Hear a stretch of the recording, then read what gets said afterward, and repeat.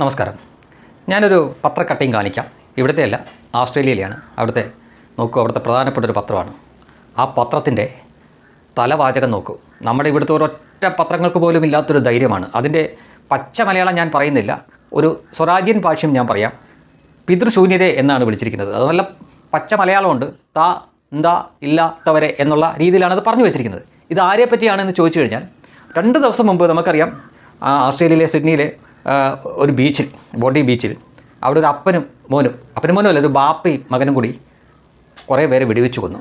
ഒറ്റ കാരണമേ ഉള്ളൂ, മതം, തീവ്രവാദം. അതല്ലാതെ മറ്റൊരു കാരണവുമില്ല. ആസ്ട്രേലിയ എന്ന രാജ്യം പലസ്തീന് പിന്തുണ കൊടുത്തിരിക്കുന്ന രാജ്യമാണെന്ന് ഓർക്കണം. പക്ഷേ അവിടെ ആ ബീച്ചിൽ അന്ന് ജൂതന്മാരുടെ ഒരു ഉത്സവം തുടങ്ങിയായിരുന്നു. അപ്പോൾ ജൂതന്മാരായിരിക്കും അവിടെ വരുന്നത് എന്ന ധാരണയിലാണ് ഇവർ ഈ വെടിവെപ്പ് നടത്തിയത്. കുറേ പേര് കൊല്ലപ്പെട്ടു. അതിനുശേഷം ഇപ്പോൾ അവർ ഓടി നടന്ന് കണ്ണി കാണുന്ന മുസ്ലിം നാമധാരികളെല്ലാം ആസ്ട്രേലിയക്കാർ തല്ലിക്കൊണ്ടിരിക്കുകയാണ്. ആസ്ട്രേലിയയുടെ ഒരു ചരിത്രം അറിയാമല്ലോ.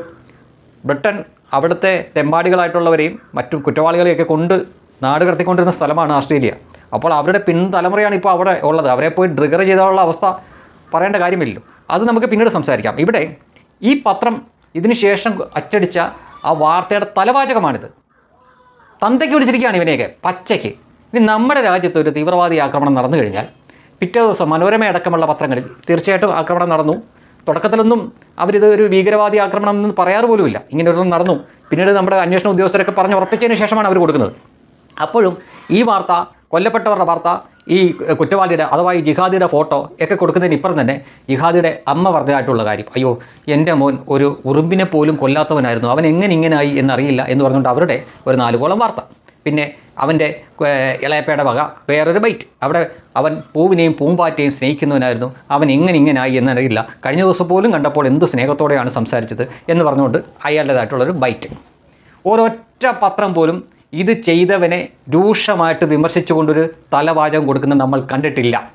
അതാണ് ഇതുവരെയുള്ള സത്യം. അതിനൊക്കെ ഉണ്ടല്ലോ ദേശസ്നേഹം എന്നൊരു സാധനം വേണം. അവിടെ ആസ്ട്രേലിയൻ പത്രത്തിന് അത് കഴിഞ്ഞിട്ടുള്ള കാര്യമേ ഉള്ളായിരുന്നു. ഒരു പത്രത്തിൻ്റെ ഈ മാധ്യമധർമ്മം എന്നൊക്കെ പറഞ്ഞു. പക്ഷേ അവർക്കത് ബാധകമല്ല. അവരുടെ രാജ്യം കഴിഞ്ഞിട്ടേ ഉള്ളൂ മറ്റെന്തും. അതുകൊണ്ടാണ് പച്ചയ്ക്ക് തന്തയ്ക്ക് വിളിച്ച് തന്നെ ഈ തീവ്രവാദികളെ അവർ വിശേഷിപ്പിച്ചത്.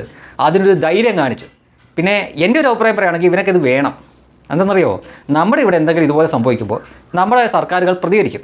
അത് ചിലപ്പം പാകിസ്ഥാനിൽ കടന്നു കയറി അവിടുത്തെ ഭീകര കേന്ദ്രങ്ങളായിരിക്കും ആക്രമിക്കുന്നത്, സർജിക്കൽ സ്ട്രൈക്കും മറ്റും ഒക്കെ.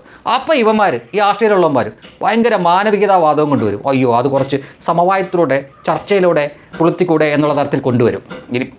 എനിക്ക് അത്രയും ഇതുകൊണ്ടാണ് ഞാൻ അങ്ങനെ ഒരു പുളുത്തിക്കൂടെ എന്നുള്ളൊരു വാക്ക് ഉപയോഗിച്ചത് കേട്ടോ. അങ്ങനെ പറഞ്ഞു വരുന്നവന്മാരാണ് ഇവന്മാർ. അപ്പോൾ സ്വന്തം തടി നൊന്തപ്പോൾ അവൻ്റെ രാജ്യത്ത് അത് സംഭവിച്ചു കഴിഞ്ഞപ്പോൾ അവന് പിന്നെ ഈ മാനവികതാവാദം ഒന്നുമില്ല. അവൻ്റെ പ്രധാനപ്പെട്ട പത്രം തന്നെ പച്ച തെറി കൊടുത്തിട്ടാണ് അതിൻ്റെ ഹെഡിങ് ആയിട്ട് കൊടുത്തത്. ഇവിടെ നമ്മൾ നമ്മുടെ മാധ്യമങ്ങളെ നോക്കണം. പരമാവധി ഇത് പൊതിഞ്ഞു പിടിക്കാനും നോക്കൂ. അഥവാ ഇവൻ കാറ് മേടിച്ചത്, അല്ലെങ്കിൽ ഇവൻ ഇത് ചെയ്യുന്നതിന് മുമ്പ് ഏതെങ്കിലും ഒരു അമുസ്ലിമായിട്ടുള്ള ആളോട് സംസാരിച്ചിട്ടുണ്ടെങ്കിൽ, അല്ലെങ്കിൽ ഇവൻ കാറ് മേടിച്ച, ഇങ്ങനെ പല കൈമറിഞ്ഞ് മേടിച്ച കൂട്ടത്തിലൊരു ഹിന്ദു നാമധാരിയോ അല്ലെങ്കിൽ വേറെ ഏതെങ്കിലും ഒരു മത്സരം ഉണ്ടെങ്കിൽ അവനെ കൂടി കൂട്ടിക്കെട്ടി ആ ബന്ധം ഉണ്ടാക്കാൻ വേണ്ടി ഇവിടെയുള്ള മാധ്യമങ്ങൾ ശ്രമിക്കും. അവർക്ക് വളരെ ബുദ്ധിമുട്ടാണ് ഇവരെ ഇങ്ങനെ എന്തെങ്കിലും രീതി തള്ളിപ്പറയാനോ കടുത്ത രീതിയിൽ പരാമർശം നടത്താനോ ഒക്കെ. അവിടെയാണ് ദേശസ്നേഹം, രാജ്യസ്നേഹം നമ്മൾ കാണേണ്ടത്. ആസ്ട്രേലിയക്കാരൻ അതുണ്ട്. അത് കഴിഞ്ഞിട്ടുള്ള മാനവികതയ്ക്കുള്ളിൽ അവർക്ക് ആ പത്രത്തിനുമൊക്കെ ഒരു സല്യൂട്ട് കൊടുത്തേ പറ്റും.